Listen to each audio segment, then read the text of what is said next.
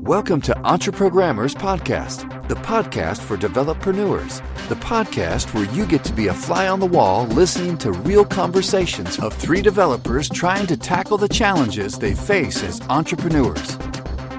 Hey, John Sonmez here. Just want to take a second to tell you about a tool that I am really excited about. I've recently switched all of my email marketing over to a tool called Drip, and I couldn't be happier.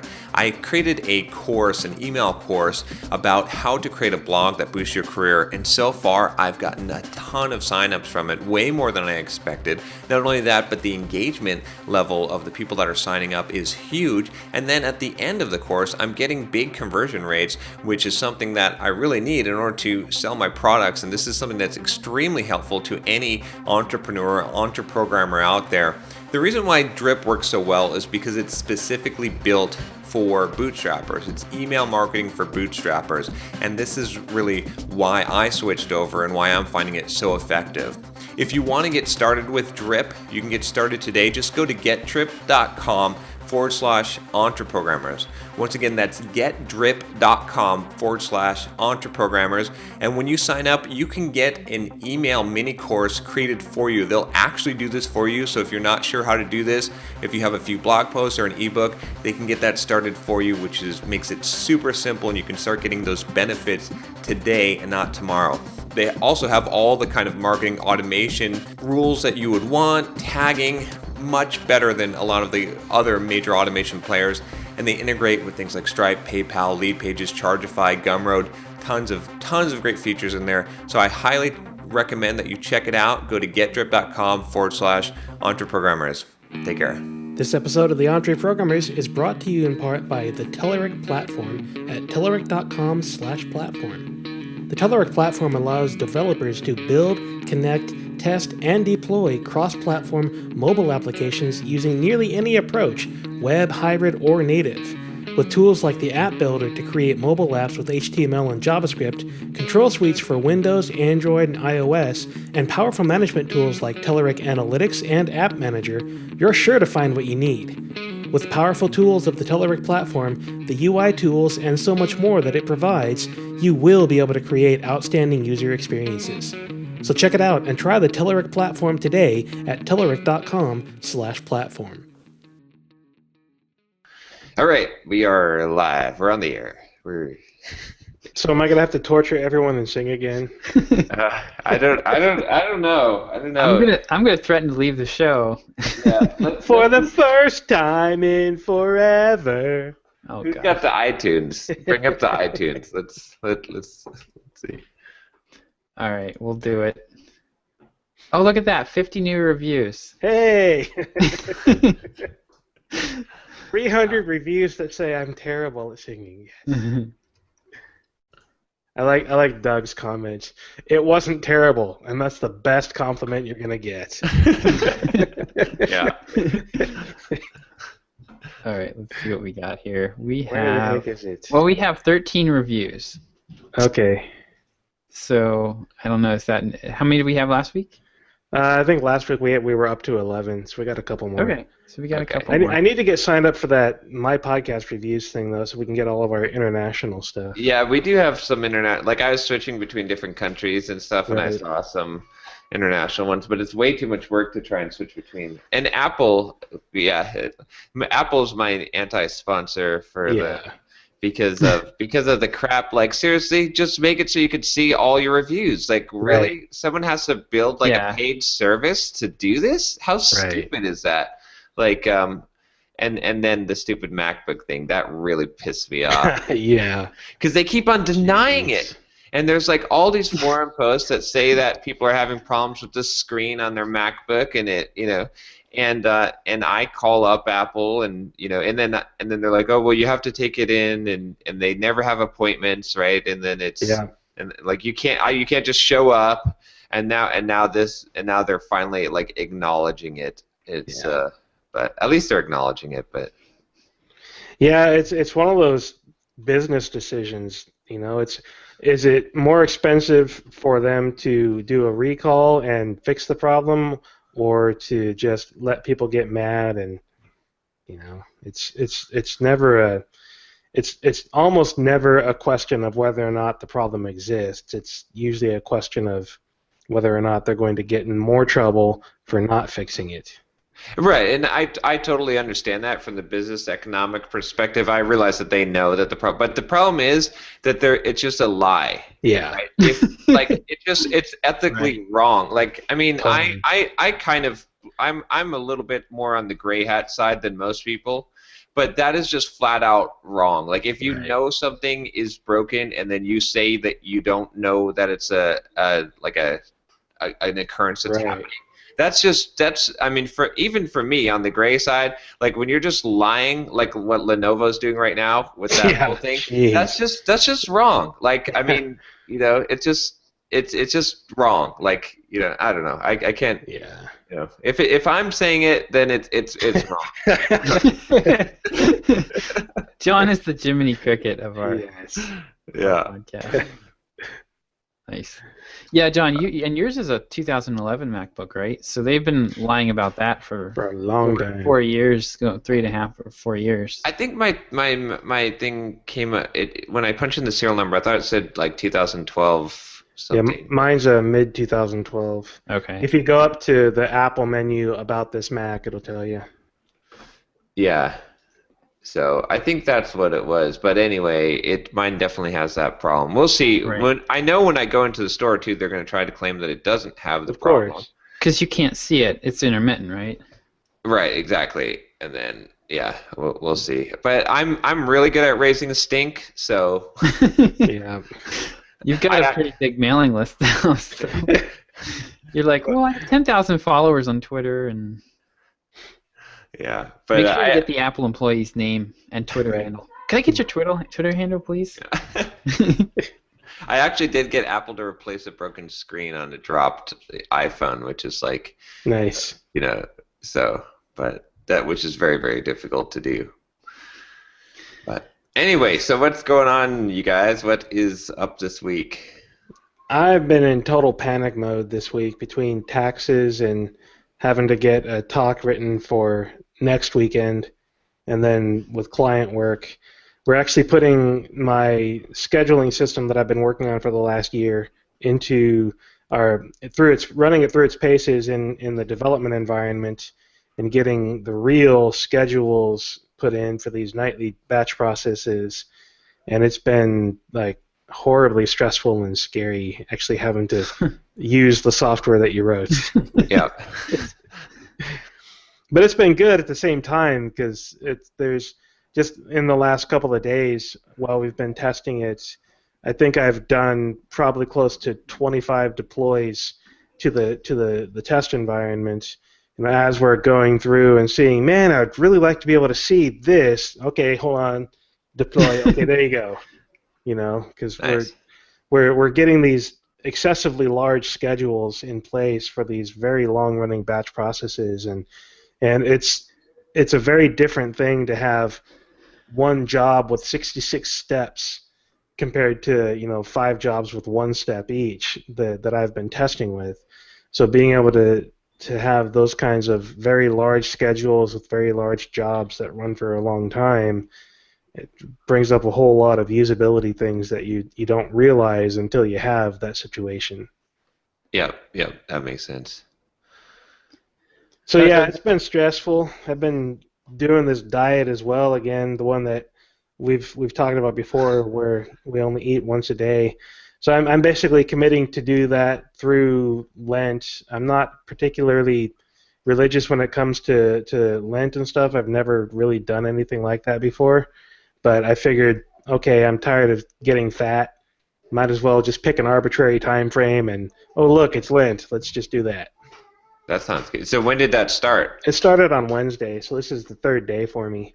Oh, okay.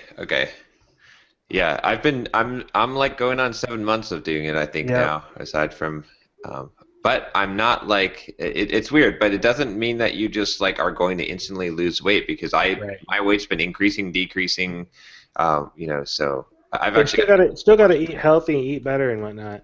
Yeah. Which, I dropped 2 pounds over the first night, but I gained 1 pound last night. So yeah. I'm doing okay at my calories, but the the type of food that I'm eating is not necessarily the best. I did okay last night for the type of food. I just, after eating a steak and a ton of veggies, I also ate a pile of brisket nachos. Which were some darn tasty brisket nachos. All those chips are not going to do well for the losing weight side of things. It's kind of crazy though on this diet, like I guess I can't really call it a diet for me. This lifestyle for me. Right. Sometimes people will be amazed at for the most part, I keep my calories like reasonable meals, but sometimes we went to Subway on Sunday night, I think, and my wife was like, I just want a 6-inch sandwich, so I don't want to use this 2-for-1 deal, and I was like, no, just get the foot long. I was like, I'll eat the other half. So I got a foot long. A foot and a half. Yeah, I got a foot and a half, right? I eat that down, and then we go over to Publix, and I see this plain cheesecake, just nice. Those little $8 cheesecakes. It's still a pretty big, cheesecake. And I was like, I'm buying that. And I ate the whole thing. Nice. So it's like a foot and a half of, and I was still hungry. Yeah, that's probably gonna be me tonight. I'm going out with the wife. I don't know where we're going yet, but we'll go get dinner somewhere and probably get dessert afterwards. And I'm probably gonna eat way too much tonight. Yeah. Oh, it's one cool thing I thought I'd mention that I'm discontinuing it, but I subscribe to both. I tried Plated and Blue Apron. Have you guys heard of those? I've heard of Plated, yeah. So they basically ship you a box of food and instructions on how to make recipes. It's kind of cool. I got some interesting so the Blue Apron stuff was $60 a week, right? Wow, it's expensive.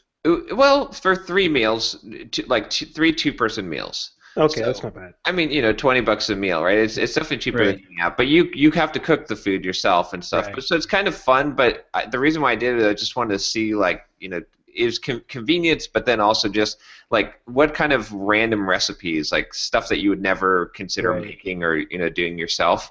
So it was kind of a cool learning experience. I got I'm going to discontinue it and buy buy the groceries and stuff, but now I have a few ideas for how I could make some of the basic foods a little more interesting. So nice. That's pretty cool.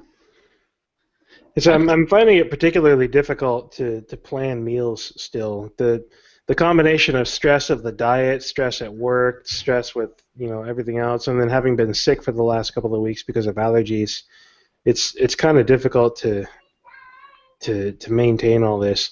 I think a lot of the weight gain that I had in the last month was just because of all of the stress everywhere else. So I didn't want to deal with eating properly because I was having to deal with so many other things, in so many other places.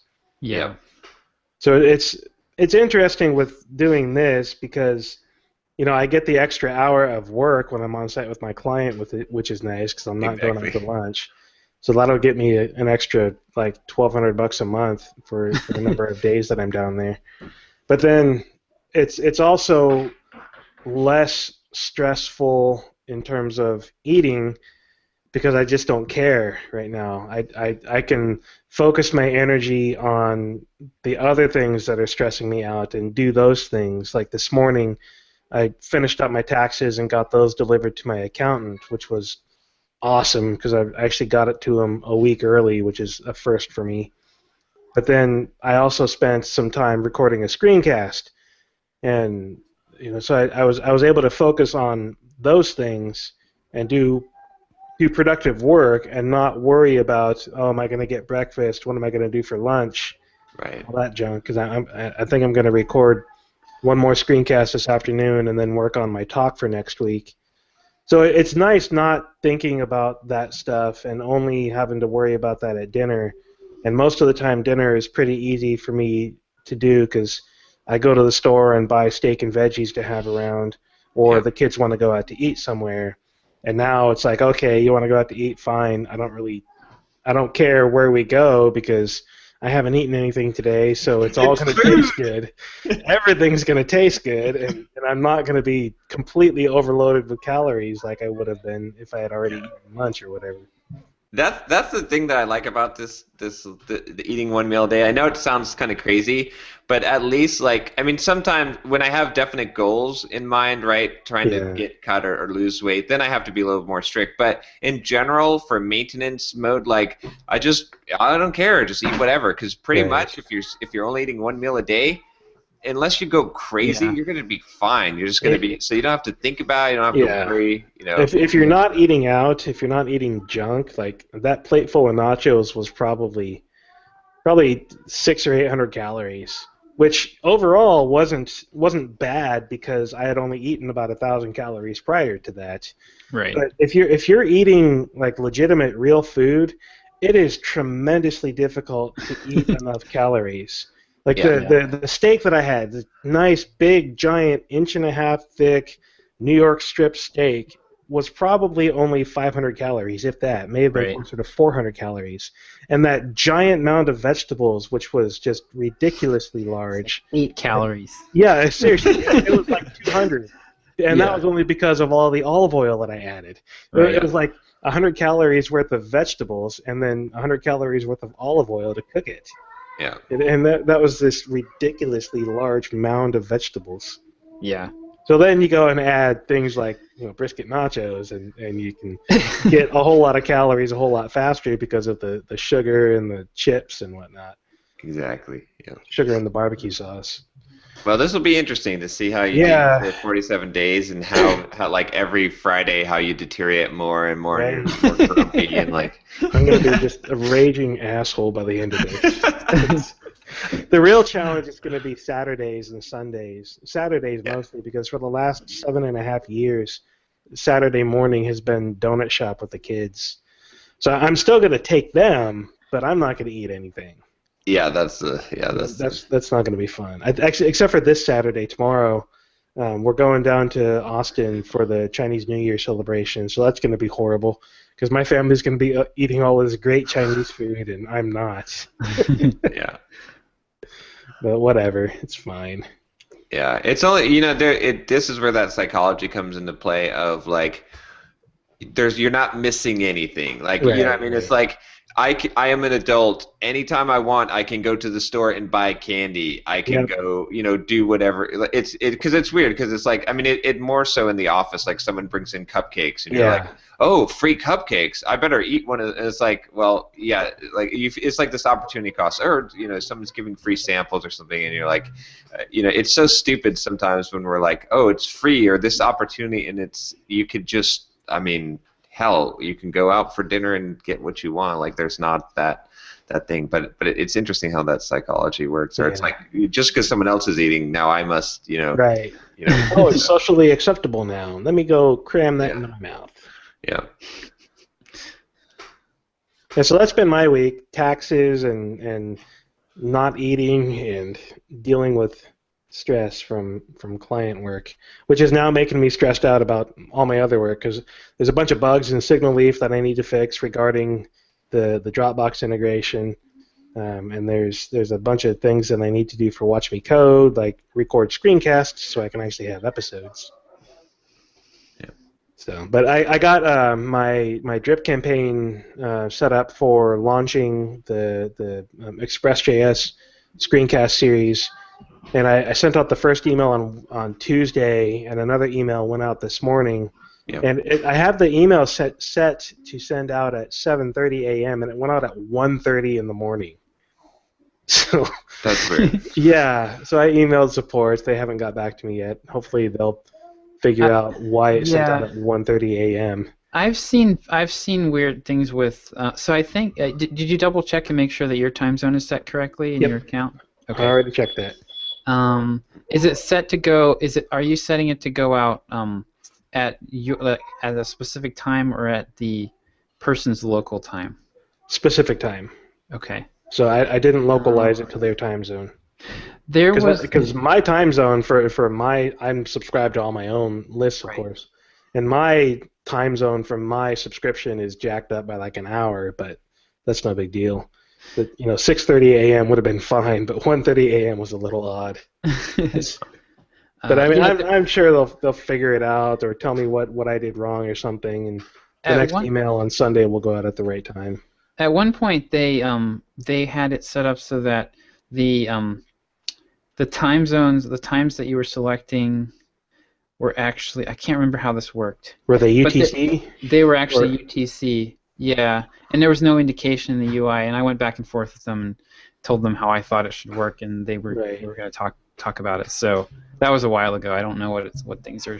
Yeah. So if it was sent out at 7:30 a.m. Greenwich Mean Time, then that would have been 1:30 a.m. my time.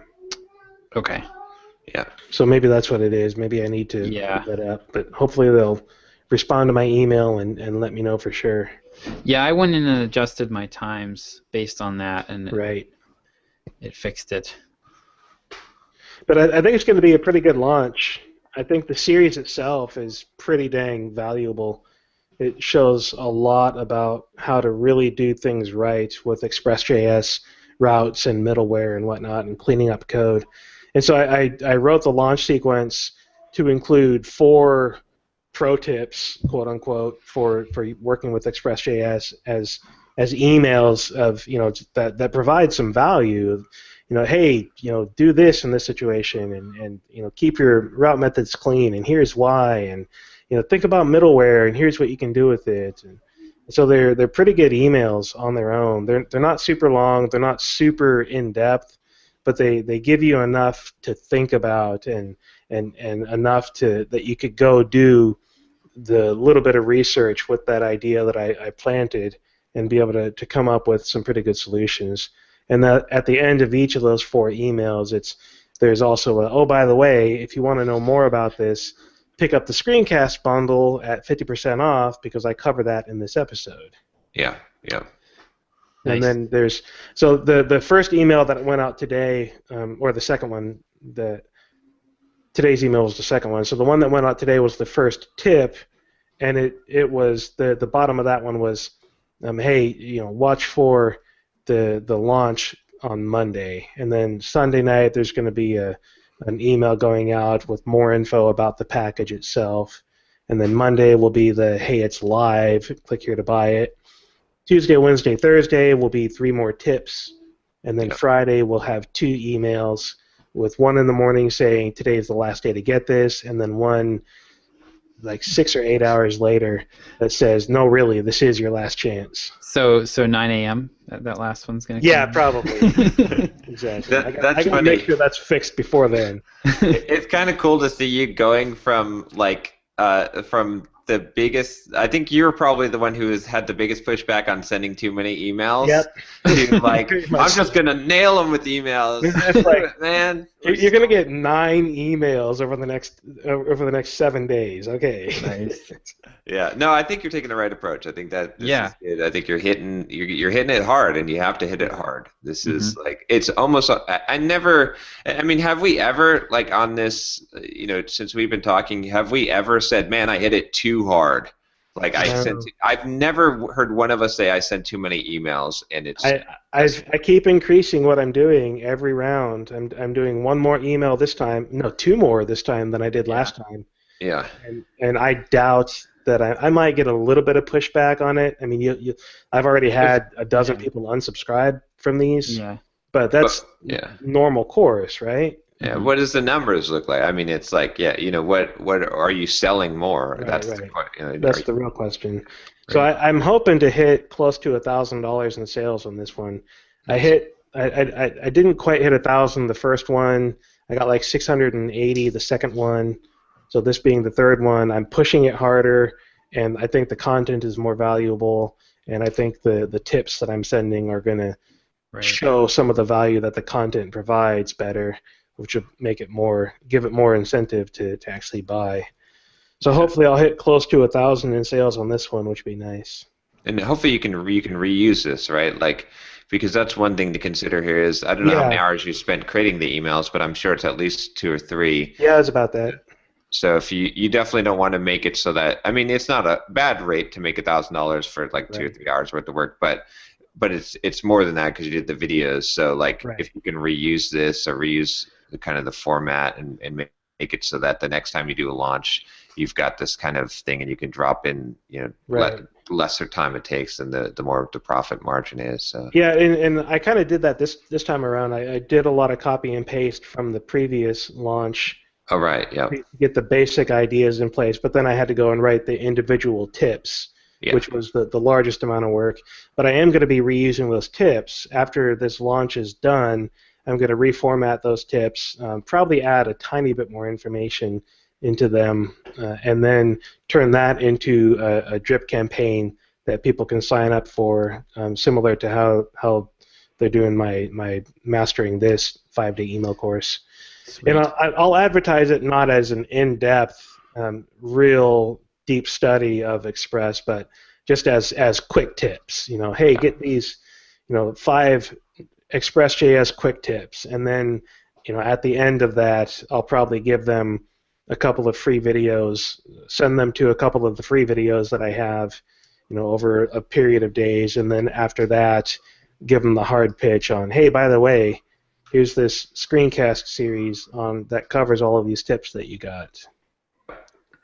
Yeah, that makes sense. Yeah, I forgot that you're doing that. Then they have like their own. It's like a mini launch for everyone. Right. That's essentially what I'm doing now with my How to Market Yourself course. Yeah.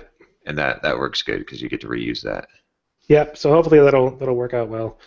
I think all of the free videos that I've been doing, and possibly some of the other stuff that I started pitching at the end of my 5 days of JavaScript This course, have been working because my subscriber numbers have gone up again recently. I was down to about 339, 38 earlier this month, and I'm back up to 346. Nice. So but that's also including some churn. So you've yeah. You at least lately you've been positive. Right. That's good. Positive instead of negative. Yeah, you turned the tide because you were losing, right? I was losing 20 to 30 a month for a while there. Mm-hmm. Yeah. So seeing this come around without having to do a big push for something like a mailing list is or paying for advertising. Yeah. See, this is actually a really, really big deal, because it's not just the numbers themselves, but I guess when you hit the point where you've changed the direction from losing to winning, even if it's a small amount, then that can scale. Right. Whereas before, if you scaled your efforts when you're losing, you've multiplied the loss faster. Right. Yeah. Now scaling your efforts with even the smallest gain it becomes a winning proposition. Right. So although the stuff that you're doing is much tougher to scale. Yeah, it is. But it all adds on top of itself. It's because I'm doing a lot more with YouTube videos now, which I'm super glad we had. What was his name on a couple weeks ago?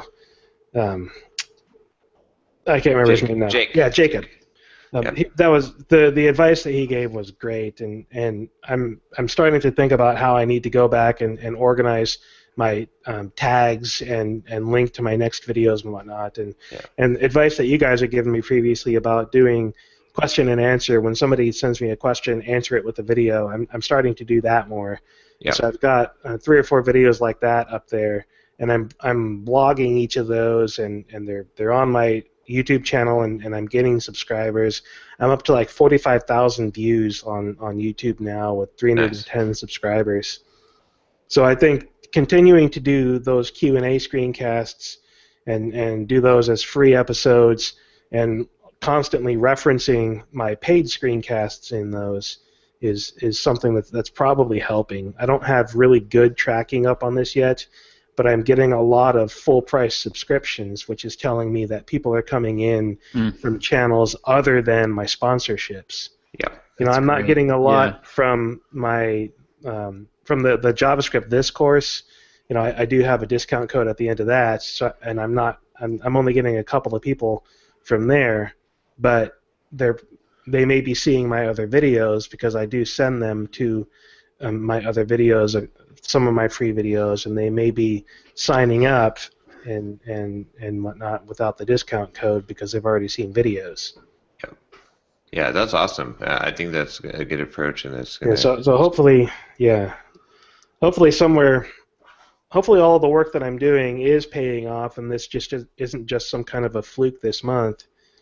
But I'll continue to put in this work and this effort and produce videos and see what happens. See if it continues to grow. Cool. Yeah, and actually, what you're doing is interesting.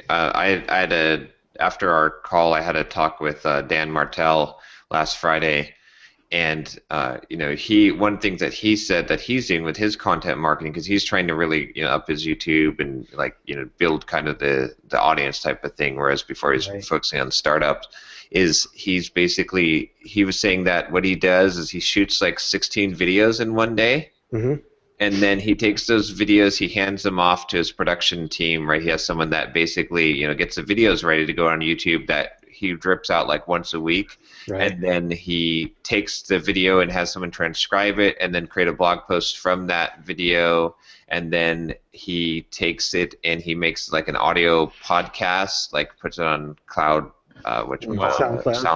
right? And does that out of the video, and then so he figures out like 3 or 4 things he can do to repurpose the content, and then he promotes it with Facebook advertising as well, and then so he's trying to get build up his mailing list with that, and he just keeps on recycling the same ones to just keep on promoting them. Promotes the same thing like each piece of content 4 or 5 times during the week. Nice. Which makes a lot of sense, because then he's getting a lot of mileage out of the thing. I kind of debate it. It's like the only problem with that approach is that I think that's a fine approach as long as for reaching a wide number of people. But the only problem with that approach that I found was that you have duplicated content essentially, so people are not going to follow you on multiple channels. They're going to pick a channel they like the best, right? Follow you because so I don't know, but I mean, as far as mileage, like what you're doing sounds somewhat similar.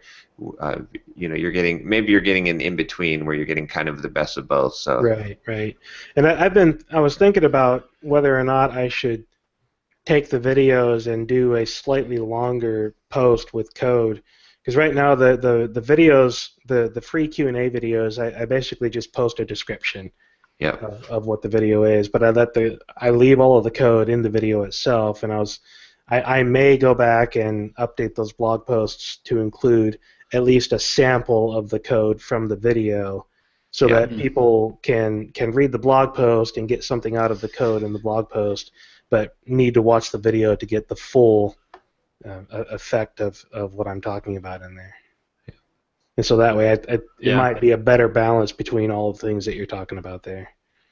Still not sure if I'm going to do that. I'll try it with 1 or 2 videos probably and see if it works. Yeah, if you're already writing the code, it makes a lot of sense to just make it available. Right. Which I'm doing with Watch Me Code stuff now as well. I don't have everything up there, but I've got a github.com/watchmecode. And I'm organizing repositories as screencast series. So I've got the Mongoose series is already up there, the Express series is up there, and I'm working on my RabitMQ series right now, which frankly I'm kind of impressed with myself. I know that's horrible to say, but I'm really liking the quality of educational content that I'm producing in this RabitMQ series so far. I've got 6 videos recorded. I'm going to record at least a 7th one this afternoon, and I'm probably going to have 4 or 5 more in the series. And by the end of this, people that are watching this series should be able to really produce some high-quality distributed application architecture with Node.js and RabitMQ. It's going to be pretty awesome. What are you liking about this? Is it the content itself, or? Yeah, it's the content itself and the way I'm approaching it. I started with installing RabitMQ, of course, like I did with MongoDB. My install videos are free. You can go watch those on YouTube or on watchmecode.net. And then after the install video, I have a basic management of RabitMQ video, which is the first paid episode on the site. And it's like 20 minutes long, 15 to 20 minutes long of content of going over some of the basic concepts of RabitMQ, and then looking at the management console that you get, the management plugin that you get, and working with the management plugin web application as well as the command line tools for managing RabitMQ, so you get a good idea of how both work and what they can both do for you. Then the next week's episode is going to be, here's the basic idea of publishing a message through RabitMQ using only this management interface, just on the management website, just so you can get an idea of the pieces that you need to have in place and what it looks like when a message flows through. Then the video that I recorded this morning sets up a message consumer, and then I publish a message through the web management interface, and the consumer picks it up. So you can see already that there's two separate systems doing something, and then I go and add code to publish a message through the RabitMQ, and the receiver receives it. That's great. I talk about the architecture and layout of the queues and how you need to have certain things in place and all that. Nice. And I'm doing that one with the low-level AMQP lib, which is like a pretty low-level driver on top of AMQP. And then next week, I'm going to introduce another library on top of AMQP lib called Wascally from a company called LeanKit. Love it. That Wascally Wabbit. I swear, I cannot say that name without somebody laughing. Like I'm using that library in my client work, and every time I talk to my partner about that library, he starts laughing whenever I mention it. Nice. Wow. But it's a really great library. I really like working with it. It makes it makes a lot of the little details a lot easier to work with in RabitMQ. So I'm going to introduce that library next week, and then I'm going to talk about the different types of exchanges and publishing and all that, and it's all going to come together into the Express application that I wrote previously.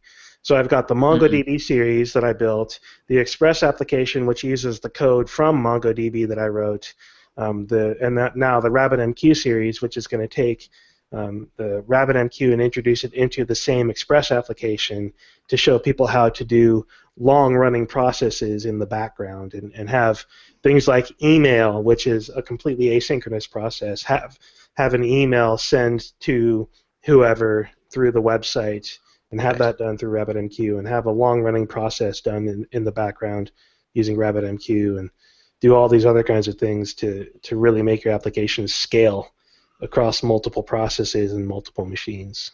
Nice. Yeah, that should be good. I like how they plug in too, because that makes it you get a certain amount of reuse there, and then also the continuity of, and you're building something substantial. Right. It's not just little foobar, examples over and over again. It's like, I still use those variable names and content like that in individual screencasts, but the series, the content as a whole is becoming much more cohesive and building something much more substantial, much more real world. So it's pretty cool. I'm liking the direction that I'm heading with this. Nice. All right, so that's me. That's me in a nutshell for the week. I got a bunch of stuff. I guess before you get to that, we should take a little break here for our sponsorship. Yes, totally. Oh yeah. Hey, John Sonmez here. Just want to take a second to tell you about a tool that I am really excited about. I've recently switched all of my email marketing over to a tool called Drip, and I couldn't be happier. I created a course, an email course, about how to create a blog that boosts your career, and so far I've gotten a ton of signups from it, way more than I expected. Not only that, but the engagement level of the people that are signing up is huge, and then at the end of the course, I'm getting big conversion rates, which is something that I really need in order to sell my products, and this is something that's extremely helpful to any entrepreneur, EntreProgrammer out there. The reason why Drip works so well is because it's specifically built for bootstrappers. It's email marketing for bootstrappers, and this is really why I switched over and why I'm finding it so effective. If you want to get started with Drip, you can get started today. Just go to getdrip.com/EntreProgrammers. Once again, that's getdrip.com/EntreProgrammers. And when you sign up, you can get an email mini course created for you. They'll actually do this for you. So if you're not sure how to do this, if you have a few blog posts or an ebook, they can get that started for you, which makes it super simple, and you can start getting those benefits today and not tomorrow. They also have all the kind of marketing automation rules that you would want, tagging, much better than a lot of the other major automation players. and they integrate with things like Stripe, PayPal, Lead Pages, Chargeify, Gumroad, tons of great features in there. So I highly recommend that you check it out. Go to getdrip.com/EntreProgrammers. Take care. This episode of the EntreProgrammers is brought to you in part by the Telerik platform at telerik.com/platform. The Telerik platform allows developers to build, connect, test, and deploy cross-platform mobile applications using nearly any approach, web, hybrid, or native. With tools like the App Builder to create mobile apps with HTML and JavaScript, control suites for Windows, Android, and iOS, and powerful management tools like Telerik Analytics and App Manager, you're sure to find what you need. With powerful tools of the Telerik platform, the UI tools, and so much more that it provides, you will be able to create outstanding user experiences. So check it out and try the Telerik platform today at telerik.com/platform. Oh yeah. Insert sponsorship messages. Yeah. Well, are we doing a third? Do we have a third one now? We don't have a third one yet. We have Telerik and we have Drip, which is awesome. Both of those guys are still sponsoring us. But we're doing that at the beginning. We're doing beginning and mid rolls right now. Oh, we are doing mid rolls. Oh, I didn't realize that we were doing. Yeah. Did we do it last episode on the mid rolls? I think so. I got feedback from Jason. We can probably cut all this out too, but I got feedback from Jason that this was it was a little disruptive the way we were doing it. So he suggested actually pausing, right? Kind of forcing a break in the conversation around the 45-minute mark or 1 hour mark or whatever.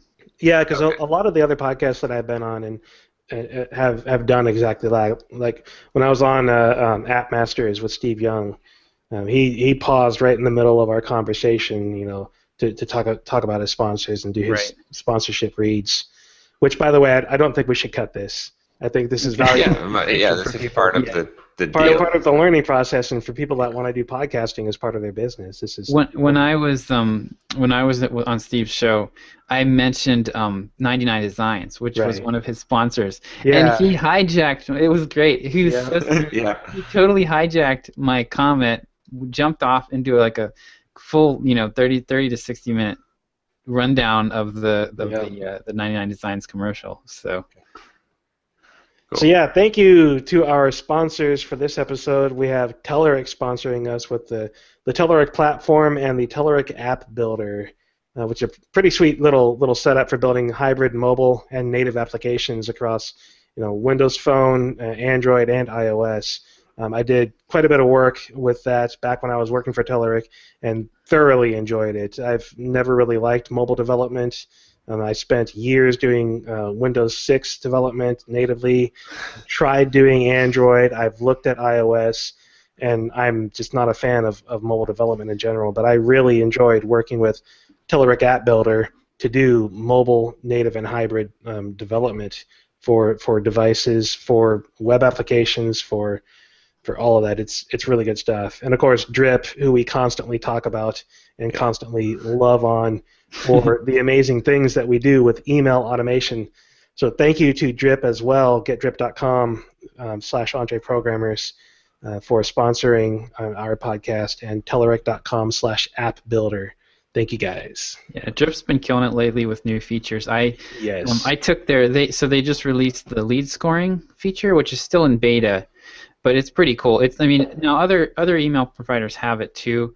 But I like Drip gives you a lot of control over how many points get assigned. So basically the idea is that somebody joins your list, and then every action they take gets assigned a point value. And then when they hit a certain threshold, they become a quote-unquote lead.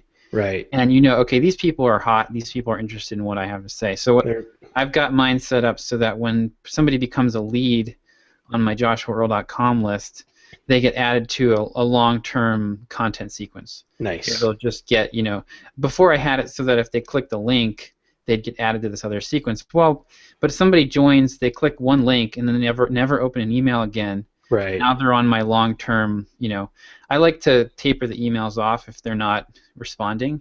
Yeah. So I'm not, hammering people. So yeah, the lead scoring is pretty sweet, and they've got some other cool features that Rob's been talking about behind the scenes that I'm excited about. So. Right. Cool. Yeah, I did the pruning my list about 1,500 people, and that worked out well. My open rates are now now hire, and which is good. I mean, it's there's pros and cons of doing the Right. but to me it just like I was able to set up a campaign and then send out 3 emails, and after that I was pretty confident that these people that I was dropping weren't interested in what I was saying. So yeah, I might go back and do some pruning sometime. I mean, I've only got 4,000 people on my list, but I can imagine. I think your pruning is called your lunch. Yeah, probably true. Maybe a good point. Just send people launch sequence emails and they'll prune themselves. Yep. Yeah. But I mean, there's probably a few people in there, and for me, it's not such a big deal. It's not like with MailChimp where I was paying to have a certain number of people subscribe to my list. With Drip, at least with the older account style that I'm on, I pay for I pay for the number of people that I add per month, and then the number of emails that I send per month. And right now, I'm sending more than 25,000 emails a month because of all the number of emails that I send to 4,000 people at a time. Okay. So even if I do prune my mailing list, it probably wouldn't help me financially, but it would probably help with the email open rates and whatnot. Yeah, mine. I'm paying. I think now it's all pay per. It's pay for volume of subscribers. Right. I'll probably save like, I don't know, $60-$70 a month once I finally pull the trigger on the. That'd be nice. The group that because I'm going to prune almost 10,000. It's going to be like 9,000 people. Yeah. So. Right. Cool. Yeah, actually, that size. I've been doing real good with that course. It still continues. At the very first beginning of this month, like I wasn't sure if it was a fluke from January, but like right now we're at February 20th, and my sales for how to market yourself course for this month are $5,675. Wow. And my affiliate commission on Bluehost is $975. Dang. So, and I attribute most of that to the email course. Yeah. So that's pretty awesome. Like I am right on target for, essentially I might call this email course generating me, I would say at a conservative estimate, $6,000 a month.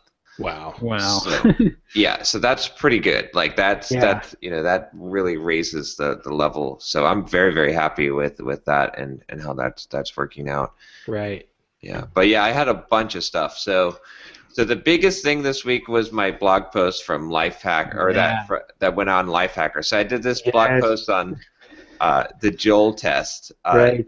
But I had said I updated for programmers, and I made essentially the Joel test for programmers instead of the Joel test was initially for evaluating a company, like these things. Yeah. And it wasn't my original idea. Multiple people actually suggested this, said you should do a Joel test, but for programmers. So I thought, okay, that would actually be a good blog post, right? That fits the criteria. And I wrote it up, and on Monday I submitted to Hacker News and like 1 or 2 upvotes, and then I submitted to Reddit now that I'm not banned. Not shadow banned anymore. Wait, so okay, I need to hear about this. Did you actually get? Oh well. It got upvoted a bunch of times, and it was like doing well on Reddit, and then all these people started complaining about the pop-up.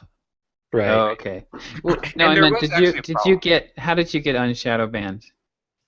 Oh, I emailed the admin. Oh, okay. Like, several times, and then. Okay, nice. Said that I apologize. Is it just like what did you say? I just said like I something along the lines of like I realized that I probably had submitted my own links, or that I did submit my own links and only my own links, and I apologize for that. I would like to become a good Redizen, basically like head down, like you are awesome. You have the power. I'm ugly and you are beautiful. So you got to know. You're unbanned for another 3 weeks or so, probably. Right. Well, I'm going to start submitting other people's. I'm going to figure out my ratio so that I can still submit every post I do, but I'm going to submit a bunch of other things as well. Sounds like a good intern. Yes, totally. So this sounds like something that Edgar needs to do. Submit stuff to Reddit for us. There we go. Yeah. That would be awesome. So if you're listening, Edgar. Yeah. But anyway, so the post went like there were some valid points. Like my pop-up was a little bit too big, so like people with smaller resolution monitors, they actually couldn't see the X to close it, and they couldn't scroll past it.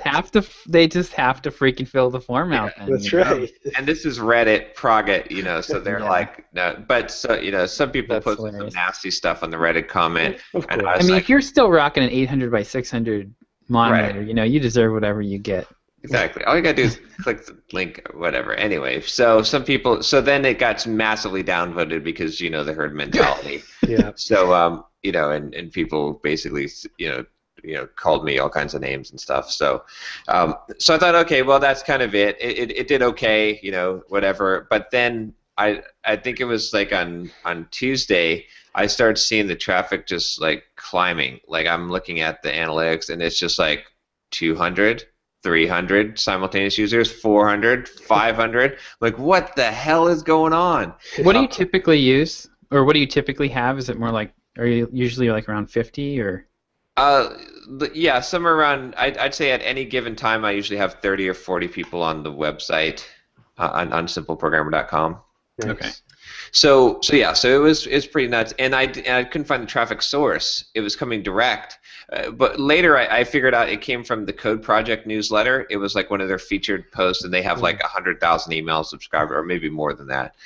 So that generated a bunch of traffic, but then it got picked up by Lifehacker, and it actually became the most popular post on Lifehacker for like 2.5 days. Wow. So because there's like it went front page Lifehacker, and then there's like the sidebar that says our top posts, and it hit number 1 there like for a long time. It was just pegged there, and my server it's a good thing I did upgrades to my server.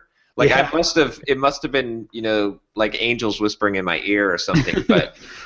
Like I went from the $10 server to the $80 server, which is a big jump, right? And I optimized everything. Remember I said I got a CDN like last week or whatever. I hooked up to that, and it's a good thing because I had at one point like 800 simultaneous connections, and my server was still pegging at 95% with CDN picking up 97% of a hit rate. So it was insane.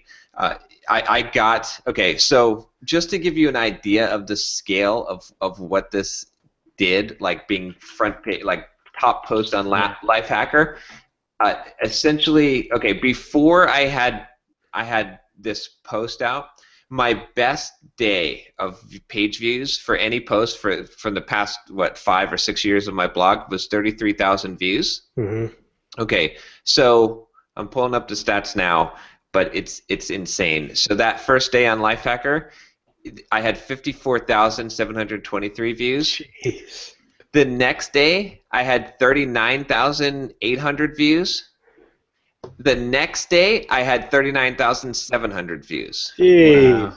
Today, I have 9,123 already. Wow. So like, I passed my best time 3 days in a row, like by a large margin. So it's insane that the amount of traffic. I didn't get like insane email signups. I got like probably like around 150 to 200 a day for that time, which is, I mean, it's nothing to complain about.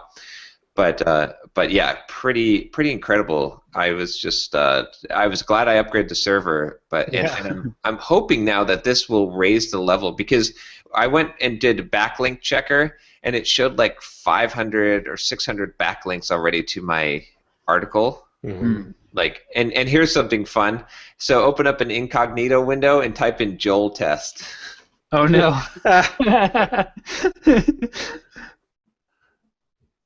I can't figure out how to do it. Nice, you're number 2. Yeah, number 2. That's awesome. So, nice. So that is a permanent. And actually, like I can bet, I'll bet anything that the people who are looking for the Joel test will be just as interested in yours. Exactly. It may actually eventually pass into the number 1 slot, but even if it doesn't, being number 2, that's going to generate a ton of traffic forever. Mm-hmm. So that's going to be Evergreen generating traffic there. And plus with all the backlinks, I think that it's going to raise my level, because my level of Simple Programmer is usually around 3,000 page views a day. Mm-hmm. But I wouldn't doubt that after this I'll be permanently at 5,000 or somewhere around there, which is is going to be awesome. So this was like a home run way out of the park. And I had such a dry run for a long time because, I can't remember the last time I had a post that really went viral. And I just kept on missing, and this one just it was now it's going to be hard to top this ever. So. But yeah, so that was the biggest thing I would say that happened for me, and we'll see what that ends up. Like I said, the long-term effects of that should be really good. Right.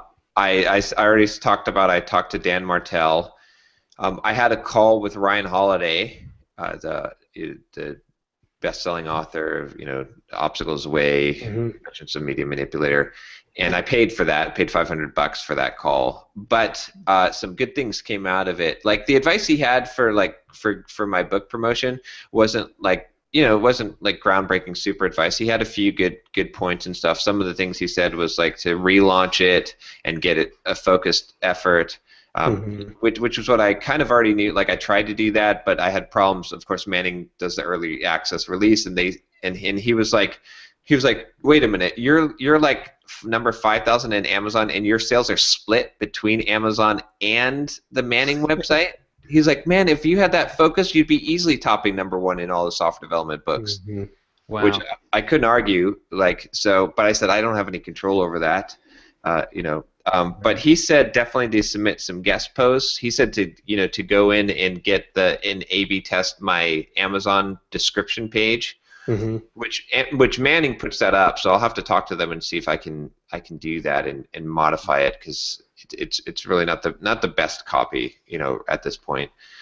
And then but something really cool came from it. Is he's like because he asked like, how big is your mailing list? I was like, yeah, I've got about like 8,000 people on my mailing list now. And he said that he's the editor of the New York Observer. And for the tech section, and he said, if you submitted me like an article request, said that you want to talk about soft skills, and you wrote a book on the subject, and you have a mailing list of 8,000 people that you're going to promote the page view that I'm going to get automatic page views on, I'm going to definitely publish that article. So after the call, I took him up on it. I immediately I was like, are you serious about this? Because I would totally do this. And he said, yeah, definitely. He said, post it, give me an article, and I will post it. So that'll be cool. So that'll be good, and that also gives me the confidence. And also, like the key thing, like what would be worth $500, I think, more than anything else, is the fact that he told me, like, that he cued me on realizing that having a list of 8,000 people is going to be the thing that you pitch to people when you ask for guest posts, because it clicks now, right? It makes sense now. I'm thinking, oh yeah, if I'm going to send you a bunch of page views, it's guaranteed, right? Because I'm going to promote it to my list and stuff. So I think that's going to be the thing that's going to get me. I'm going to focus on leverage. Well, if this blog post didn't make me realize that leverage is the most important thing, then nothing would. But I mean, I was already thinking about focusing on leverage this year, but now I'm sure that I need to focus on leverage, because look at the insane results from one blog post placed on a Lifehacker. If I can if I can focus on those things, that you can get big multiplier, exponential growth. So that was big. The other piece from the Lifehacker article is I emailed the editor who wrote the Lifehacker article that referenced mine, and I said, hey, writing on coattails of success, since that's what I like to do, I've got a way that could benefit us both. I wrote a book called Soft Skills, and it could basically be called, another name for the book would be Lifehack, the Software Developer's Life Hacking Manual. Because it's essentially what it is, right? I mean, it's essentially life hacks. That's exactly, So I said, tell you what, can I send you a copy of the book, or, email or regular copy? And if you did a write-up on that I'm sure that would be, be just as popular as the post that you just did, if not more so. But if I could get that would sell insane copies of it.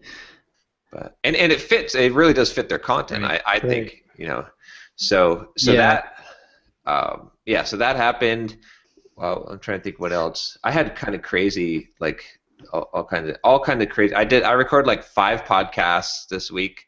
Like I did this Dev T podcast and this new podcast called Programmer on Fire, and those are kind of smaller ones. But I also recorded the MS Dev show, which was pretty cool. And then I'm scheduled next week to go on the McMethod. Nice. Oh, sweet. Yeah, I Nice. emailed John and I was like, hey, actually, because at first I was like, that wouldn't be a fit for me, but then I thought, I'm teaching software developers how to market themselves and brand themselves, and I'm doing a lot of cool stuff with email marketing. Like, that would make sense. So nice. So I'm going to be recording that. Yeah, he's a Drip fan as well. Exactly. He's had Rob on a couple times. So nice. Yeah, so that would be cool. I mean, it's not exactly my target audience, but there'll be a lot of programmers out there in the in that space, and then they'll be heavy buyers. So right. The other thing I did this week is I brought on my intern as a paid 10-hour a week part-time. Nice. And it's been a little bit rocky, but. But he's getting it. I'm getting the, we talked about those tasks that I was outsourcing, and it's going to take some training to get all of these things, smooth and running. But it did help me a lot already this week. Like, I was able to get a lot more done. I was able to finally free myself from some of the things that were time consuming, and I did like a 16 email sequence for the bonus content for soft skills. That whole thing when you click a link in soft skills and you sign up and you get the bonus chapter and stuff. And so I sent you guys one of the emails from there, like my hard sale email. But I've got, the sequence basically goes through, and it goes through like all the different areas of the book, and it has different things. Like, when I planned out the sequence, what I planned out was I wanted to hit on all the sections of the book, from the fitness to the financial, productivity, learning, career, all of those things. So I've got messages that are targeted to that, and then my 3 goals, or I had 4 goals for the sequence. One was to get people to share, on social networks, the book. 2 was to get them to leave Amazon review. 3 was to sell my 10 Steps to Learn Anything Quickly course, and 4 was to sell my How to Market Yourself course. So I worked into all of those things. And then I also tried to target my mediums, so I wanted to include some stuff from my YouTube channel, some blog posts, some unique just email content, extra content, and so I was able to kind of leverage some of the stuff I had already created as bonus content, and then create some new information. And so I think it'll flow pretty smooth. Like, I think both of you guys are on the list, so you'll probably will see the emails come through, but I was pretty excited. It was a lot of work creating like 16 email sequence, but and they'll go out every 3 days. I figured that was about the right cadence for someone who purchased and bought the book. But yeah, that's we'll see. It's got the pitches, the different pitches in there for the different things. I'm trying to think what else. Oh, of course, when you get like 120,000 page views in 3 days on your blog, and you've got Amazon affiliate links in there, that blows up like crazy. Yeah. So I hit the highest tier that I've ever hit on Amazon. I think I'm still under what your best is, Josh, I'm sure. But right now, I think I'm sitting at like $700 or $800 on Amazon. Oh, that's probably about. I think mine's are right around there. So yeah. I've got and here's the funny thing. I'm making it mostly from book sales at like $1. Yeah. I've sold 364 items. I'm at $793. So I need 267 more to go up to the next tier, which I don't think that's going to happen. But yeah, I think I'm trying to think what else was going on. I think that might be it. I did another one of those interviews. I did an interview with this. So this was a kind of a cool story on .NET Rocks. What's his name now? I'm just forgetting. Carl Franklin? Carl? No, Paul Mooney was just on there. and he had bought my course, right? And he had created specific blog posts targeted towards growing his audience, and he got on .NET Rocks by asking because he had read about it in my course. Oh, nice. And so I did an interview with him, like one of those video interviews, Nice. and I'm doing that same. That format's working really well. Everyone loved the Matt Kramer interview, and the nice thing about it is that I hardly had to do any work, right? Like I just did the video interview with him, and then I said, you write the Q&A, and I'll post it on my blog. And of course, it's worth it for someone that I interview because they're going to get a link back from Simple Programmer, which is and a blog post essentially about them. That's a pretty good deal. So I did the same thing with Paul, except I actually took it to the next level. I won't have to do any editing on the video because I used Google Hangouts to record it instead of Skype. Nice. So, and I used the lower thirds on there. Right. So, yeah. So that's pretty cool. Yeah, it's been crazy week. Yeah. Jeez. Yeah, I try to think if there's anything else. There's just like so much stuff now. It's like it's like crazy. So while you were talking, I got a response from Drip about the time zone, and if you do not have the send at their subscribers' local time checked, if you do not have that checked, it does send out GMT. Yep. So I adjusted my schedule by adding 6 hours. So I'm now sending it out 1:30 p.m. GMT, which would be 7:30 a.m. my time. Yeah, that's wrong. Yeah. Yeah, I gave them that feedback. That needs to be localized to your time because there's no way for you to know that.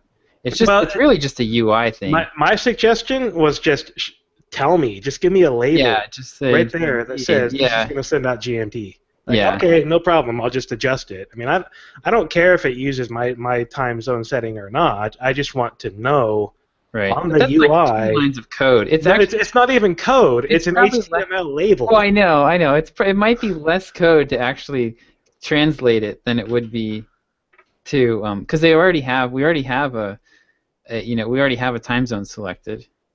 So just translate that drop down to local time, and that would be a whole lot more code than just putting a line of text on there.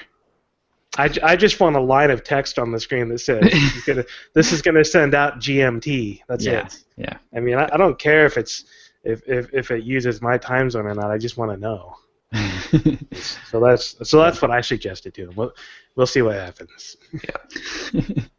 Oh, I'm also seeing really good growth with YouTube. Like I'm at like 3,100 subscribers or something. Wow. So it's weird because I've almost said, well, maybe I should start dropping some things, and because it's just been so busy. But then like every month I look at my month-over-month growth, and it's always like over 30% for YouTube. So as long as you're growing at 30%, you should probably keep doing that thing. So we'll see. Yeah, I mean, I've toyed with dropping things countless times, and at this point, I can't see myself dropping any of the things that I'm doing because they are all growing. Yeah, exactly. When everything's growing, then you want to keep on. I mean, until you hit some point where something grows so ridiculously exponentially that it overshadows everything else. Yeah. Exactly. Yeah. So that's kind of where I've got a bunch of dogs in the race, and we'll see which ones are. I don't know. For me too, my kind of thing. Like I was thinking about different strategies, and it's like I produce a ton load of content, and that's kind of my thing, and that it helps me in multiple ways because it's all starting to accumulate over time, and every once in a while I hit home runs with them, but also just like from the productivity aspect, a lot of people are interested or are like I get a lot of credibility because of my productivity. Right. So that helps me sell things. So. Yeah. But I think that's about it for me. What's going on with you, Josh? Oh man, I've had an interesting week. It's mostly good stuff. So I decided little update on my Google AdWords situation. Oh yeah. I've been going back, and I've continued to go back and forth with them. Good. And so the most recent time when I did was I basically stripped everything. I think I've talked about this already, but I stripped everything off of the site that I could think of. So no pop-ups, no banner across the top. Everything that I even took down all of my blog posts that were related to giveaways because they were an affiliate product.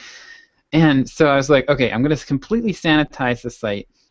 And then I resubmitted it, and they sent me back the same crappy What? Yeah, you do not comply with AdWords policies basically.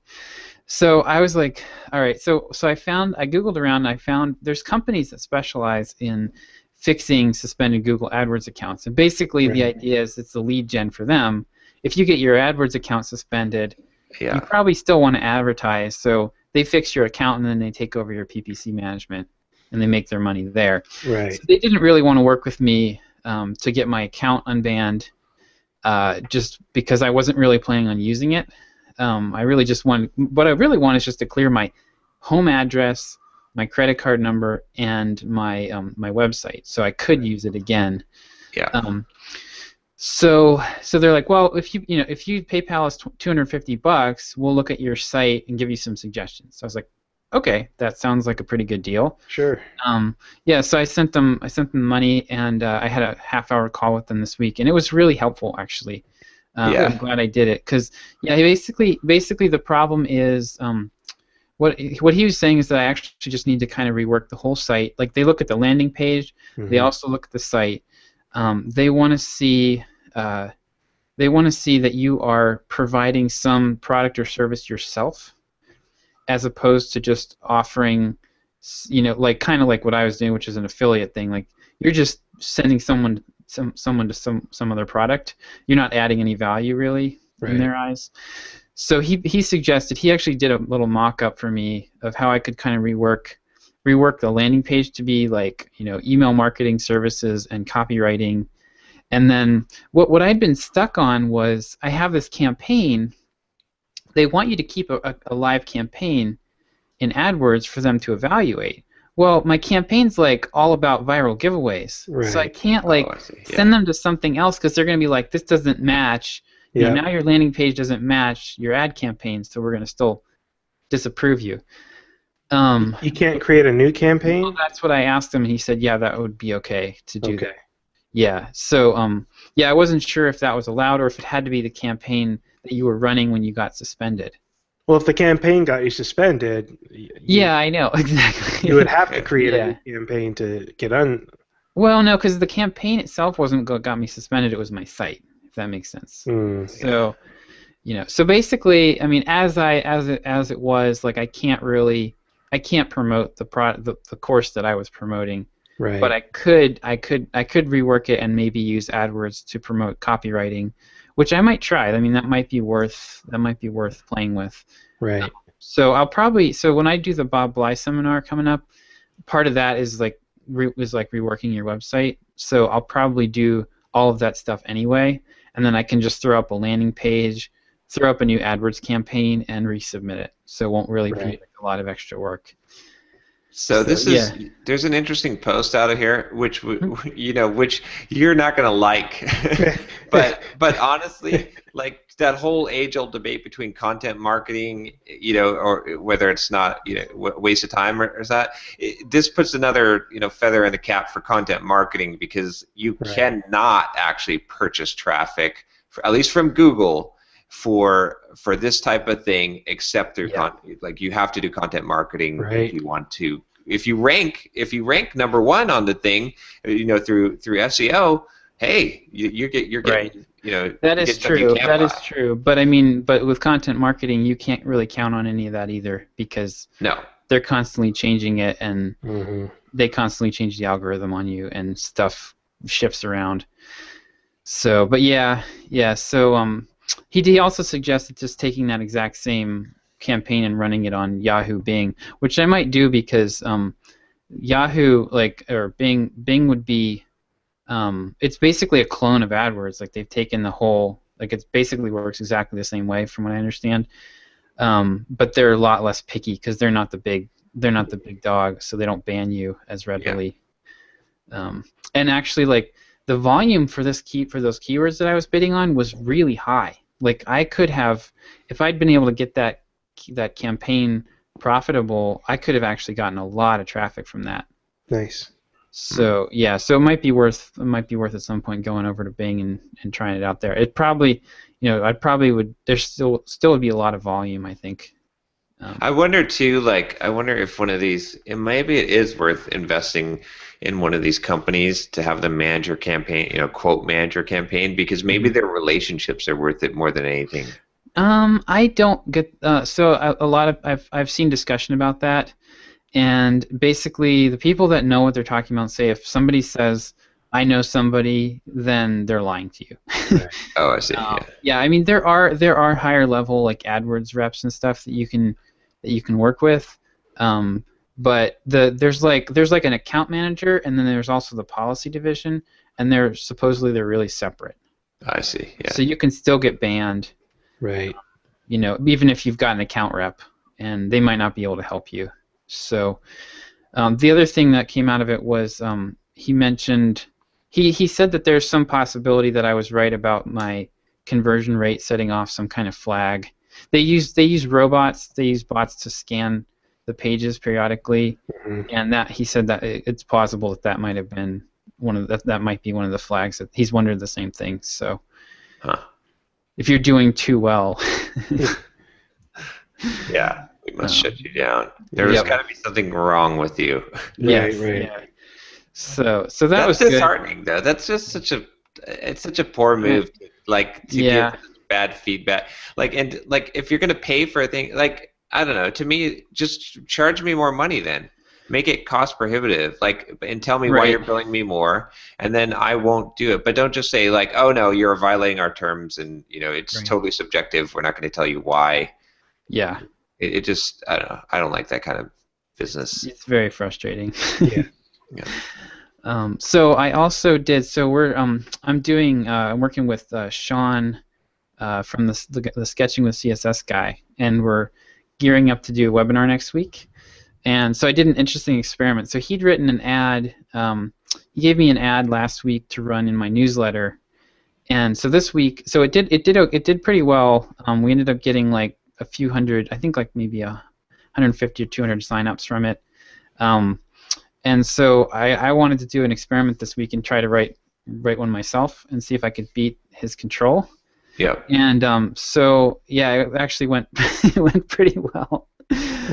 So I ended up. So I had to do all this number crunching by hand in Drip because Drip doesn't have a report. But I looked at the percentages, the percent of opens to clicks, to kind of gauge because this email this week actually also happened to have a better subject line, so it got a lot more opens than last week.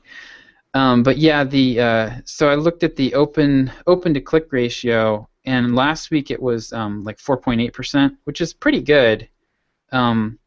This one mine ended up being 240% better. Wow. Yeah, so wow. It was 11 point. Yeah, so that was nice. It was nice to get a little copywriting win there. Yeah. So, of the click or the just of the raw email subscribers to click, that was 1.3% on the last email, and then this week I got that up to 3.97%. Were clicking on the ad, so nice. It was fun because I got to interview him. What I did was we just have a Slack chat. I'm in a Slack chat with him and a few other guys, and I just was pinging him okay, what do you think of this? I'd kind of what I was doing was I was trying to hammer on the pain of so the idea of the book is that it's writing CSS as fast as you can sketch because designers are used to what I came to learn was that designers are used to working in Photoshop. Right. Yeah. They're really good with Photoshop, but now with responsive design, they can't really do the comps in Photoshop anymore. Yeah. So they have to do it in CSS, and it's really painful for them. So kind of the idea that I was playing off was if you've ever had this, it happens for me with writing, where you have this burst of inspiration, and you're trying to get it out, and then you get it out, and you're it didn't all make it out of my head onto the paper. Yeah. So I was playing off of that pain, and designers have this where they have to design in the browser, and it takes them 10 times longer than in Photoshop, and by the time they get it out, it's ugly. Yeah. Yeah. And so I just pounded that one pain point really hard in the ad, and it worked pretty well. Very nice. I was pretty happy with that. So that was fun. Getting a better idea of how to market to this list. I've tagged everyone who clicked the link, so I've got around 3,000 or 4,000 people now who've clicked that link, and I'm going to send them at least. I might send one more email to the whole list with that's a Sublime tip, and then pitches the webinar at the end. If I have time to write that this week, I'm gonna do it. But then at a minimum, I'm gonna hit all those people that I tagged with one more reminder to sign up for the webinar. So that'll be next week. So it'll be interesting. And it sounds like he's got a pretty steady conversion rate of email signups to dollars. So nice. We're getting an idea of. Yeah, I just want to send him as many email addresses as I can. Exactly. How's your do you have an update on your AppSumo? Yeah, you mean just my your numbers, like what are you tracking? What are you tracking monthly? You've got enough data now that you probably have a good idea of what your baseline is. Yeah, it's pretty much around $2,500 a month. Let me look. I pretty much just have to. There's not like they don't have any good tracking built into it, so I have to just. What I do is I just look at my numbers at the end of the month. Yep. Yeah, it's still converting at 42%. That's been rock solid. So yeah, if any of the people those are people that have clicked through from one of my emails. 42% of them end up buying it, and it's funny. Like I'm still seeing the same phenomenon where it'll drop down to right around 41, and then boom, I'll get like 5 sales in one day, and it shoots up to 43, and then like it kind of it just basically goes between 43 and 41.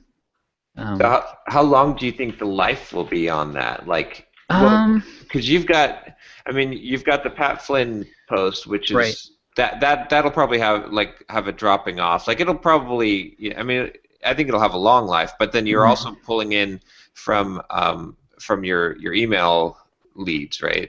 Yeah, but that's pretty much actually the only way that I'm getting email leads right now. Oh, is through the Pat Flynn post? No, through Twitter. Oh, through Twitter. Oh, okay, yeah. Okay. So that's a sustainable, steady, like that one. The Pat Flynn effect will probably drop off, eventually. Eventually, I imagine. But I mean, I don't know that it will drop off a ton. It's not like I'm getting a flood of traffic from it. It's pretty steady. I think maybe over a course of like 3 to 5 years it will. Oh well, but yeah. But I think it'll hold where it is for a while anyway. So that's been pretty. It seems like it's going to be right around $2,500 a month right now. If I could find another way, I need a paid source of traffic to scale it. So, but a problem I've had with it is I haven't put a lot of time into looking for stuff. But everything. So Google is out. Facebook is getting a lot pickier, and they're starting to crack down.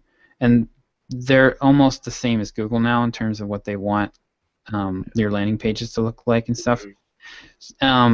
There's like a lot of like pay-per-view, like there's pay-per-view options and stuff, but I don't know. With that stuff, the traffic can be really crappy, and a lot of the people that you'll get are like real beginners. Like they won't even understand email marketing. They'll just kind of be like, I want to make money online. Well, I don't know. I don't know that they'd buy this particular product. So, but at some point, I should look into that. I need to. The other way to scale it up is to add more affiliates in the chain of emails. Yeah, I want to do that too. That's one thing that I'm really going to focus on because I'm thinking about doing an advanced blogging course. And if I do an advanced blogging course, what I'll do is I'll put in there an affiliate for drip. I'll put one in for a pop-up, like Pop-Up Monster or Opt-in Architect. I'll put one in for WordPress. Like I just got this WP Radius. I'm working with them. I just got introduced to them, and they do referrals at like $125 per referral, and they charge like $100 a month essentially to manage your WordPress install and do support for you. But there's a bunch of different ones. Like if you can find the things that are kind of related to the same things that someone would want to do with the contest and throw those affiliates in there, it could be, you could basically just increase your stream, without having to add more people. Yeah, the tweet adder thing is the next one I need to do for sure. Because that's a natural. Like, I think what I learned about the people that are signing up for this course is that they are mainly interested in traffic, like getting more traffic to their site, and tweet adder is a perfect dovetail for that. So I've got that half written. Yep. I just haven't had time to get back to it for a while. So. By the way, Reddit for advertising. I ran another campaign recently. Just did $100 budget. I've only spent 57 of it so far, and I'm getting cost per click at $1.04. But are you able to track any conversions off of that? Or? I'm not really tracking the conversions. I was just kind of doing a trial run, but on the next run, I will track the conversions. Nice. Is that for email signups for the blogging course? Yep, for the blogging course. Okay. So I mean, that's, I think a dollar per click, I'll probably do fine. Like, I know that page in general converts at 25%. Mm-hmm. So if it's holding at 25%, I'm paying $4 per email, and then about 10% of people either buy my course or sign up for affiliate. So that puts me way ahead. I could probably afford like $20 per email. I think it probably will actually drop. The conversion rate will probably drop a lot, but if it might still be okay. Yeah. So. I'll have to check it out. But Reddit is definitely one of those, and there's no rules for Reddit. Essentially, you can pretty much promote whatever you want. I've tried Reddit for my Sublime list, and I could never get like any of all of the subreddits I wanted were always booked solid for like months, and you couldn't even buy ads out as far as they were booked. I mean, like, they were booked out 90 days or whatever, and you couldn't buy past that. So Reddit has a new thing now where you can choose like a group of Reddits, like on a subject. Like, I had discovered that, and that's why I decided to do the advertising on it, because I ran into the same problem before. But now, like, if you go in and look at it, you'll see what I'm talking about. There's like it's a totally different thing where it's like I'm not hitting Progit, I'm hitting like technology, like, which they've grouped it into all these different ones, and they spread the campaign across them. So that's that. I think that makes it a lot easier to book I still had to book like 2 or 3 weeks in advance, but that's not bad though. Yeah, that's cool. So the other win I had this week was I got a really interesting copywriting assignment. So my mentor is trying to he's trying to become the sole copywriting provider for one of those guys that does the like the Powtoon style cartoons, like the whiteboard animation explainer videos. Mm-hmm. So this guy gave us one to work on, and it turned out, so it was a product. Gotta be careful here. It was a product aimed at male performance enhancement. No. Female performance enhancement. Oh gosh. No. Actually, dog performance enhancement. But not in that sense. It was actually like a nutritional supplement for pit bulls. I see. And so they they gave me but they wanted the assignment was tricky because they wanted to go with like kind of a Thugz Life theme. Nice. And which, if you know me, like if you guys have ever seen Parks and Recreation, like there's some scenes in there where this Ben Wyatt, he's like the nerdy accountant type, and he tries to like act cool or like do a prank, and he just starts sweating profusely and stammering. Like, that's me basically. So I'm like freaking out, and I only had 2 days. It was a short assignment. It was only 480 words, but I only had 2 days to turn this around, and so I had to get, like, the assignment was to kind of get into this other character that like is just completely foreign to me. And plus, there's also all kinds of like landmines, because there's like some racial stuff with pit bulls where like African Americans are associated with them, and it's just, I was just like terrified of this assignment. So I'm like freaking out, and then I got a brainstorm, and I'm like, I know, I'll write it from the dog's perspective. So I I sidestepped like all this, and I could kind of just kind of have fun with it at that point. Right. And so, and you know, because you want to pull in emotions, but then like, you know, with all these overtones, like I was just really afraid that I was gonna like, because there's a lot of people that own pit bulls that are not, you know, like into the, you know, like the thug stuff. Right. and so I don't want to offend like, you know, average pit bull owners. And then like if I tried to get into this other mindset, it's going to come off as really phony. So it's not going to work with the demographic that they're trying to go for, and it's not going to work for the other demographic. So the whole thing is just going to bomb. But I was able to write it from the dog's perspective, and they loved it. So nice. Yeah, my mentor asked me to change one line in it, and that was it. So and the client liked it. So we're the product owner, they're taking it to him now and see if he likes it. So oh my gosh, though I was so stressed out about it. Nice. But yeah, so that was pretty much my week, really.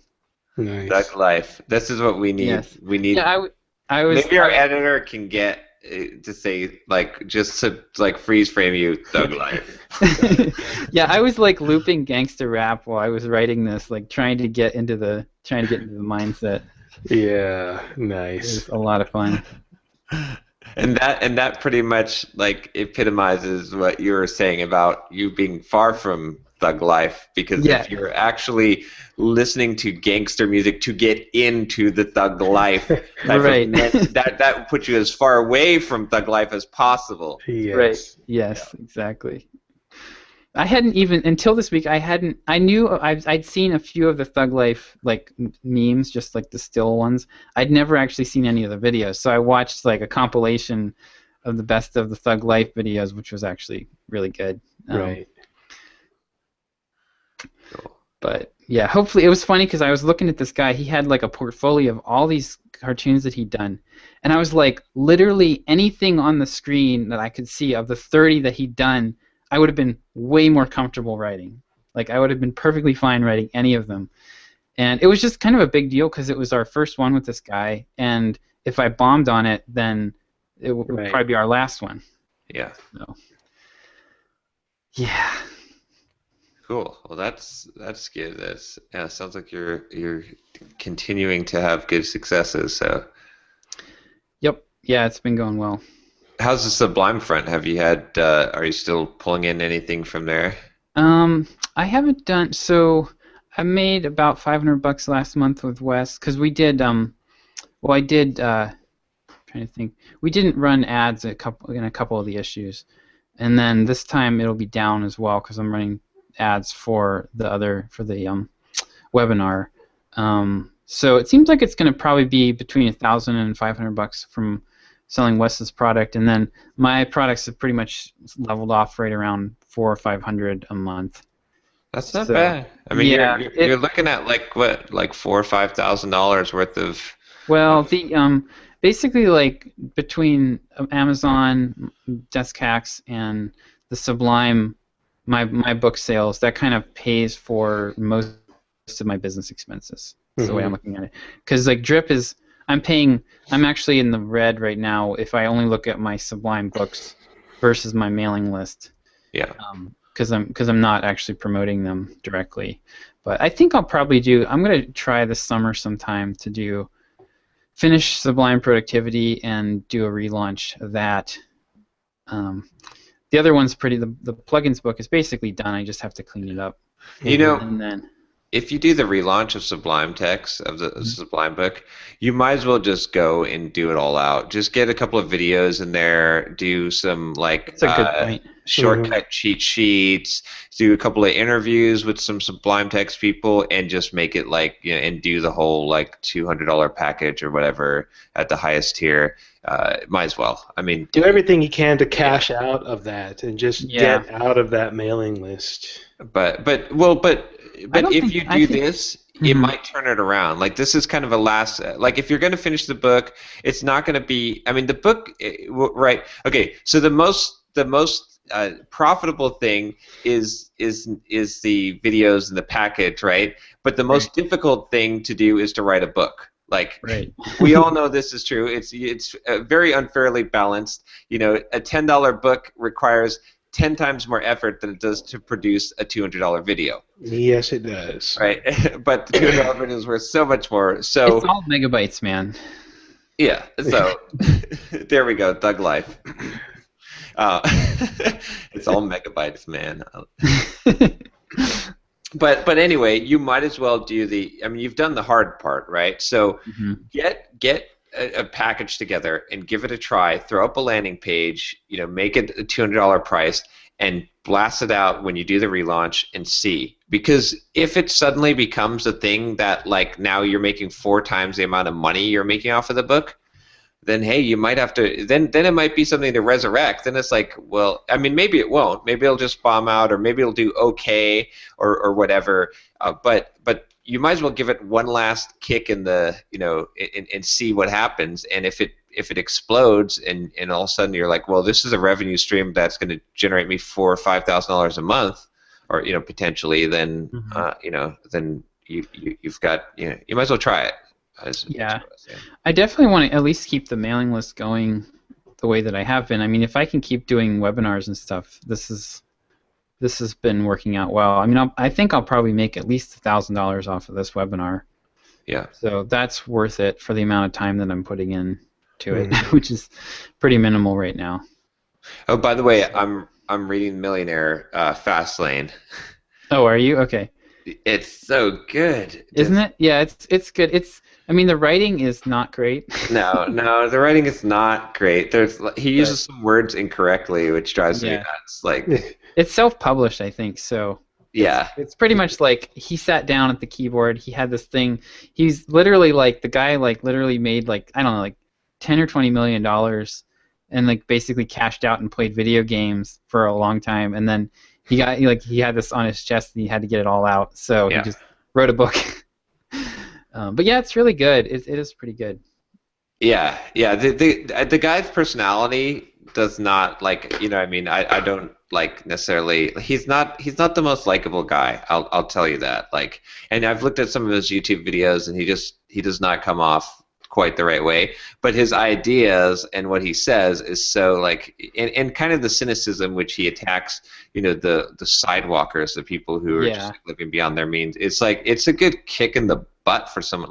I want to get a bunch of copies of that book and hand it to people, as because I feel like if you are one of those people and you read the first few chapters of the book, you have to feel convicted. There's no way that you could be like, this guy's full of crap, because he's giving you no out. He's giving you no escape. You have to face the facts that you are a freaking idiot and you need to change your life. Otherwise, you're flushing it down the toilet. Yeah. And so that's, I haven't gotten all the way into. I'm hoping that he gives a little bit more practical advice towards the end of the book.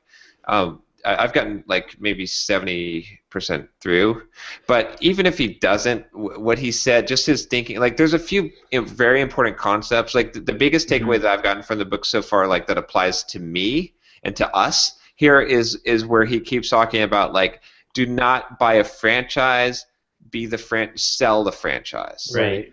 And it's it keeps on kicking you to the next level. It's someone who's living above their means, they think, well, I should go to college and save money and invest in my 401k, and that's quote good, right? That they're thinking they're being good, and then maybe us as entrepreneurs, we're thinking, well, we've got them beat because we're doing what's one smarter than that. We're building these businesses and we're going into business for ourselves. But then he kind of encourages, says, no, you're still a chump, because if you really want to be the thing, you got to be the platform, the thing that scales, be the franchise owner essentially. And that's kind of calling me to another level, is to say, be the franchise owner. In every single aspect of my business, am I being the franchise operator or am I being the franchise owner? Right. McDonald's, man. Yeah. McSonmez. Yeah. But But it's good. I mean, those concepts of like, and when he went through like the different passive income streams, and he had there was a bunch of them that was like, yeah, it's like, oh yeah, because he definitely put real estate as number one, and then he had number two like passive computer software or digital products, and that makes sense. And then he went through the whole list, but yeah, I felt it was a really good book. I think Yeah. So nice. I don't think he gets a whole lot more. I can't remember. It's been a couple of years since I read it. I don't think he gets a whole lot more hands-on. Yeah. Unfortunately, but I remember feeling that way about the book too.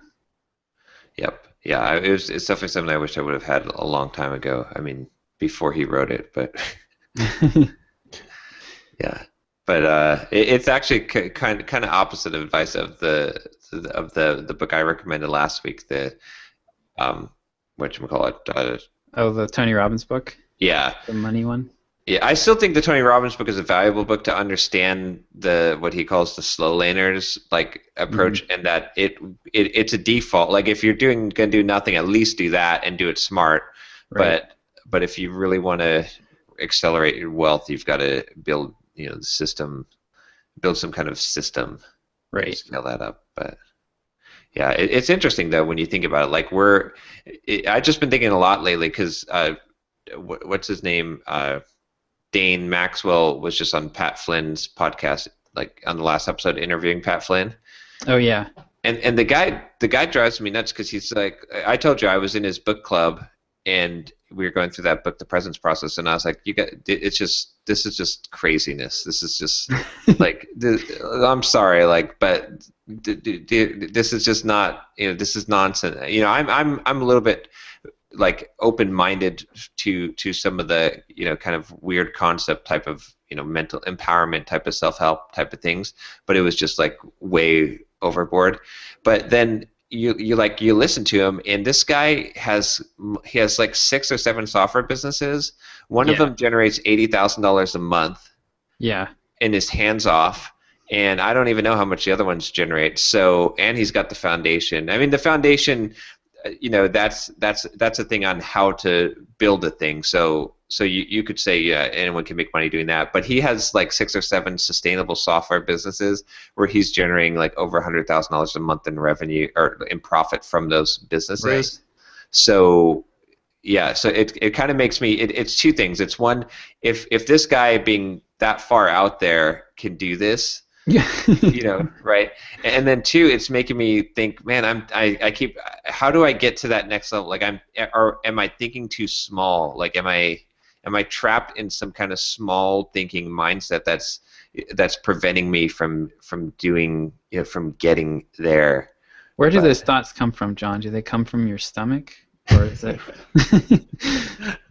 Sorry, that's yeah. It's funny though, because it's weird, because I'm conflicted, because it's hard to make fun of a guy that's making that like he didn't just strike it rich, right? Like he's built multiple businesses and repeated the process and been extremely successful, but at the same time, like he's also just seems to be out there. So I don't know. I'm a bit conflicted. Well, we should probably wrap this up. Oh yeah, okay. One other piece of news. I did make some headway with Pat Flynn. Nice. Oh, did you? Okay. Yeah, I've been emailing. Did he tell you to leave him alone? Yeah. I think was it a restraining order? I think I've emailed him like maybe 7 times on that thread. His assistant finally got back to me and said, "Hi John, Jessica here, Pat's executive assistant. It's nice to meet you, even if it's only via email now. Thanks so much for submitting your success story and for your tenacious follow-up." You've gotten attention there. Yes. We have processed them all, and Pat is working on putting them to good use behind the scenes. When he feels you'll be a good fit for the show, he'll reach out to schedule a time to chat. Cheers. So there's 2 ways to read it, right? Don't call us, we'll call you. Yeah. But it also sounds like that that they will reach out. Yeah. So I don't know. I'll still keep following up, but Nice. But yeah, I was looking for something good to follow up with. I'll have to figure it out, but Yeah. You got to up the ante. I'd go with more lumpy mail, like the pairs. Fruit-based mail. I don't know if he even made the connection between the two. And this is kind of an print awkward... out your emails and attach them. Well, I can't because I'm shipping it from, like, I'm not directly shipping it myself. Yeah. But unless I send something. But I don't know if he did make the connection between the pairs being delivered and me. Because you would think that he would say something. Yeah. And it's really, you can't call it out. Like, I can't email him and be like, hey, did you get those? Pairs? Because you didn't say anything about it. I mean, you know, I if I got something like that, I would say something about it. I just, you know.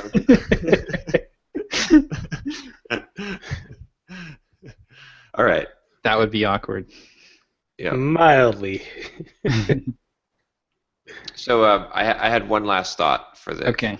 For this, what we should do every week. I think we should sign off with a thought for the day. Like from each of us. Oh man, about that. This is deep. So we all have to come up with a thought. Yeah, we all have to come up with one. I don't know if I'm ready. I don't know if I'm prepared to do this on the spot. Can I steal yours, John? That what would mine be that you're stealing? It's about the process, not perfection. Oh sure, okay, yeah, okay. Because that was your email today. It was a really good email, by the way. Oh, thank you. I really liked it. No, it's totally true too. Because when you're setting out to do something, anything new, you're gonna suck at it. There's a meme going around from Adventure Time, I think it is, the dog saying something like, the first step, sucking at something is the first step to being sort of good at something. Yep. And it's true. Whatever it is you're starting, when you're starting out with something, you're gonna suck. It's gonna be terrible.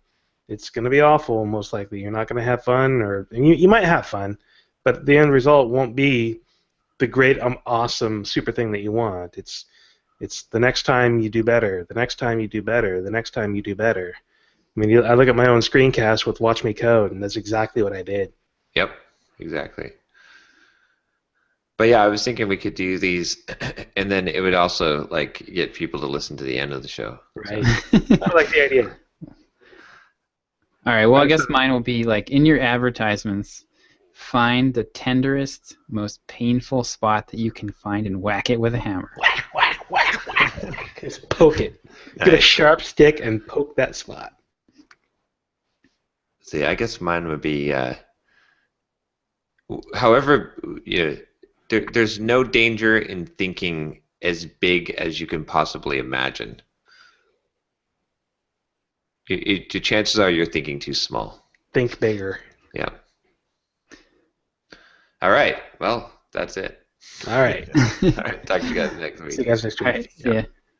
Wanna start a business but you just know how to code? Listen to the EntreProgrammers and we'll teach you straight up to be developers.